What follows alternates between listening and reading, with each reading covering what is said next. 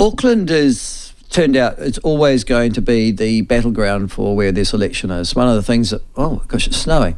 I'm looking at a snow flurry just outside my window at the moment. There you go. Not a very big one, but at least there is some. But no, one of the things that when you think about Auckland is you realise that at the end of the day, and certainly both governments do and all centre parties, that elections are won and lost in Auckland. Wellington always votes Labour. Christchurch, most in the city votes Labour. So does Dunedin. Most of provincial and rural New Zealand vote National. But Auckland is the genuine battleground. It's the place where people switch their votes all over the show. And it is where, a third of the country, 1.3, 1.4, 1.5, it'd be about 30% of the country live, I think, within the Auckland City Council boundaries, actually. The new super city. And there again, how ridiculous. You've got one city of 1.5 million in this country, and then you've got, 69, 70 other councils in New Zealand? Doesn't seem to make a lot of sense, does it? No, it does not. But in the last 48, 72 hours, certainly over the weekend, National and Labour have declared that the way to the heart of an Aucklander, which is this odd thing, but there you go, is through giving them or promising them more roads. In this case, billions and billions of dollars worth of road and rail transport links, tunnels, underground bridges, you name it, everything. Billions and billions. I think they're around about $40 billion, depending on which party you listen to. Now, it'd be fascinating to see how this goes down in Auckland, but somebody who's always got a really good handle on the place, somebody who's been a former mayor of Auckland, a former member of Parliament for Eden, still sits on the Auckland City Council, and an expert commentator on all of these matters. She joins us now, is Chris Fletcher. Chris, welcome to the show. Lovely to talk to you again. Lovely to talk to you too, Michael. How are you? I am okay. I'm watching a snow flurry down here in central Otago at the moment, so I guess at least you won't have that. You make me actually slightly envious. There's nothing like Otago at this time of the year. So, but here we are in Auckland, and it isn't raining right at the moment, so that's a blessing. Good. Now, Chris, you've been sitting around the Auckland City Council. How long ago were you mayor? Was that about 10, 15 years ago? No. It was 1998, 2001. Oh, gosh. Yeah. So you've been sitting around the Auckland for a generation. That's the nicest way of put it, shall we say? I did take a decade out and try and do other things, but I got persuaded by John Banks, of all people, who'd defeated me as mayor, to come back when the super city was formed to help with the implementation of a transport plan. Okay. Well, it obviously hasn't gone very well. Well, I don't think the super city's gone very well. I think Rodney should have taken greater... he should have been more mindful of the recommendations of the Royal Commission. But we've got a very dysfunctional super city mess where all of the councillors are elected from wards, so they're still just as parochial as they ever were, and only the mayor is elected at large. So it's very, very hard to get that unity of thinking. And in the meantime, where perhaps one of the real forces for amalgamation was how many entities there were in transport to actually try and get a decision made, and that was a good thing, to amalgamate them all.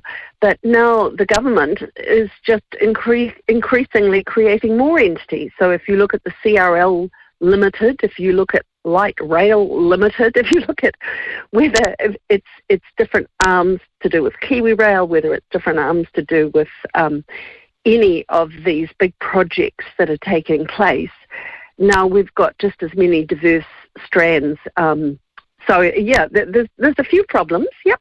Well, I mean, I'm glad you raised that issue, because what we've got is an activist government at the moment. It doesn't matter whether you like it or not, it's an activist government.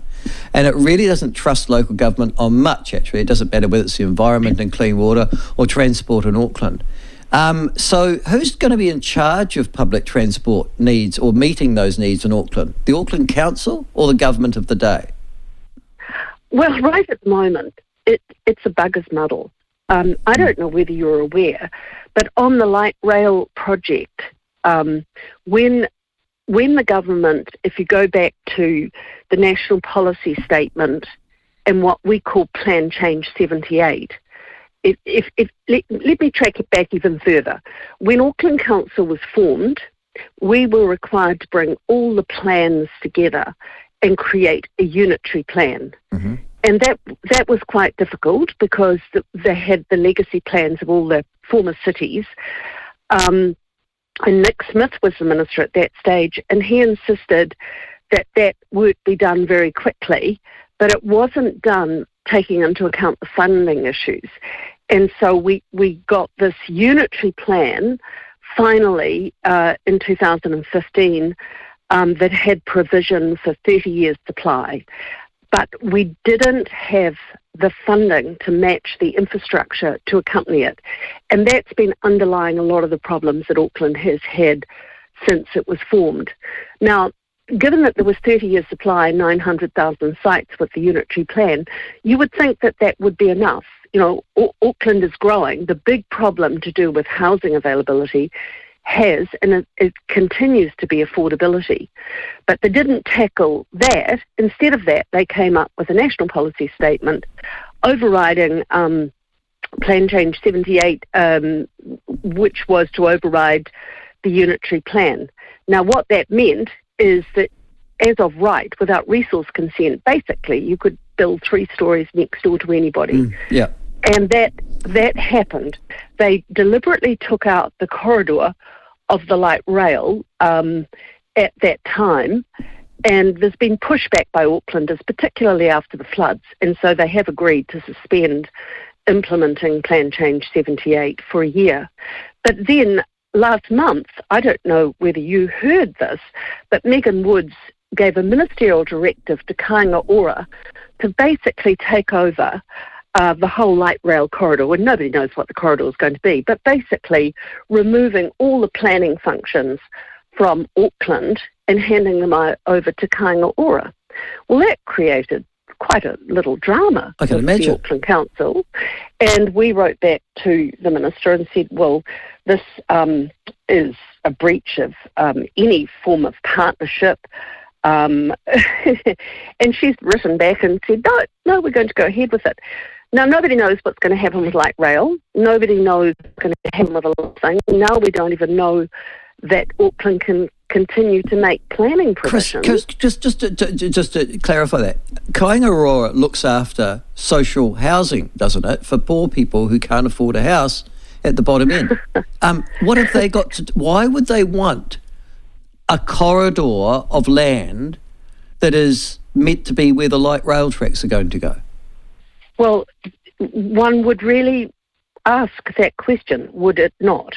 So what they've basically done is created the specified development project that would give Kāinga Ora the power to modify, to add to, suspend provisions of the Resource Management Act, the Auckland Unitary Plan and policy statements within the whole of that area, and for them to act as the Resource Consent Authority, requiring authority under the Resource Management Act. So in essence, it enables Kāinga Ora to usurp the role of the Auckland Council in all planning matters for the most important part of the city, including the city centre. And I don't think that's had visibility. No, you're right. You're right. That's the first time I've heard about it. Yeah. No, I'd like to think we're taking away. Yep. Yeah, we're taking away the power from the Auckland Council, who most people don't trust anyway, and then they're going to hand it over to Kāinga Ora, who I think it's fair to say most Aucklanders would trust less than the Auckland Council.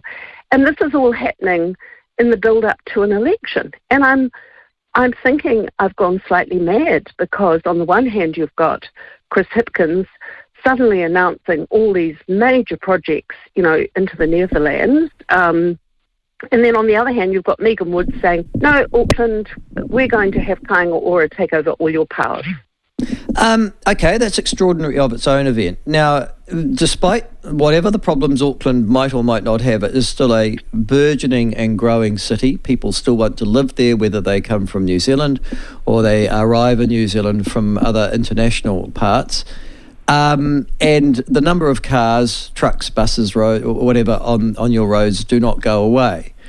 The government have said, and so have National, that they are going to spend billions of dollars on your public transport network, including, projected tunnels under the Waitemata and things like that.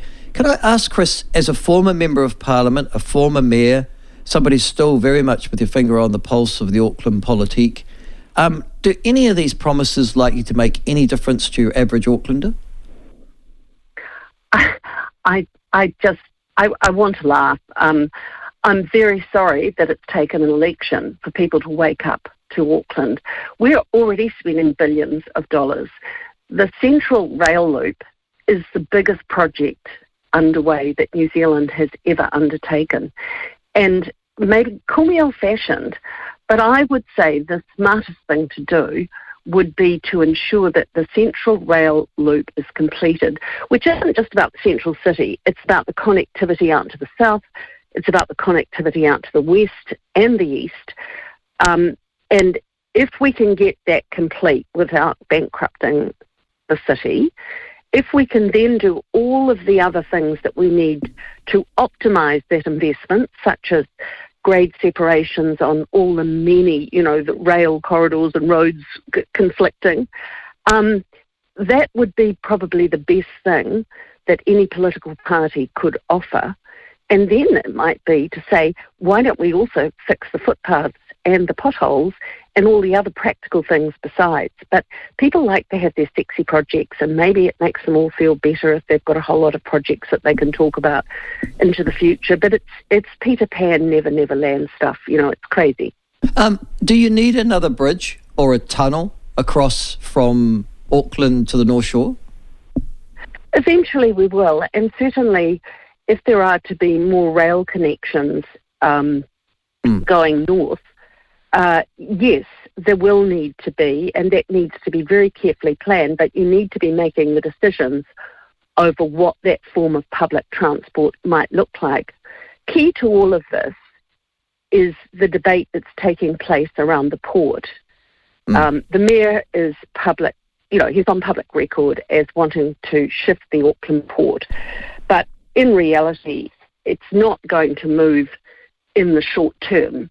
So it's important that we can actually get as much revenue from that port as we possibly can, and also have the planning mechanisms to try and free up some of the congestion. Congestion charging has been around, the idea of it, since you were in Parliament. And I do believe the time has come where, for the moment, we need to be able to use the road network that we've got better, and congestion charging could be a useful tool in that. Chris, the other thing that we see from looking out in, and we have recognised over the last couple of years, and it's completely off transport, is the surge in what appears to be quite serious crime, gang, antisocial, violent, fatal, in the Auckland region, ram raids and the like. Chris Hipkins yesterday said, well, it's not that bad and we're addressing it. Crime numbers have gone down. What's the perception of the average Aucklander in dealing with these events? Oh, it's horrific. In the area that I represent, we've had murders, we've had stabbings amongst the dairies. People are living in fear. And this isn't just something that's happened just recently. This has been happening for a long, long time. And I don't think any of us are proud of the way that our city has deteriorated. If you wander down Queen Street, and it's not just because we've got the disruption of a lot of big building projects, but there are people begging on the street. There is just a sign of distress and despair.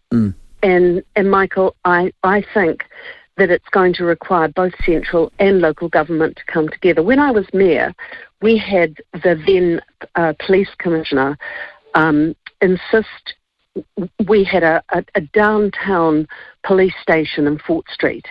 Yep. They got rid of that, and I think they need to bring it back, because there needs to be that visibility of a police presence in the downtown area, especially where Auckland, like the rest of the country, are struggling economically.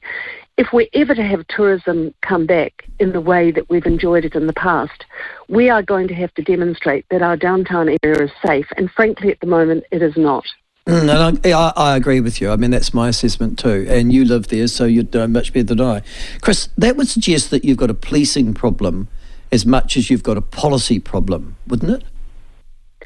It does. There's no visibility in terms of neighbourhood cops and community cops and that sort of thing that we probably grew up with.